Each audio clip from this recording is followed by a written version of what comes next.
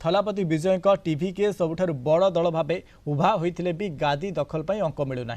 DMK और AIA DMK एकाठी हेले इस्तफा दे पारती बोली टीवी के 108 विधायक गत 24 घंटा मध्य विजय द्वितीय थर पर राज्यपाल राजेन्द्र विश्वनाथ आलेकर को भेटी सरकार गठन पर दाबी करिसेंती। तेबे शपथ ग्रहण पर अनुमति देवा पूर्व विजय को 118 जन विधायकों समर्थन लिखित प्रमाण देवाक पड़िबो बोली राज्यपाल स्पष्ट करिसेंती।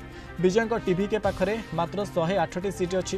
कांग्रेस 5 विधायकों को मिसाइले 113 रे पहुंचुछि, अर्थात जहां बहुमत ठारू 5 सीट कम रही।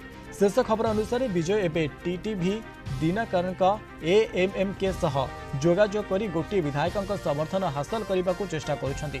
एपटे निज पुराना सहयोगी कांग्रेस एवं विजय को समर्थन करुथिबारु डीएमके यहाको विश्वासघातकता बोली कहिछि। पूर्वतन मुख्यमंत्री ईपीएस निज विधायकों को एकजुट रहिबा को निर्देश दैछंती।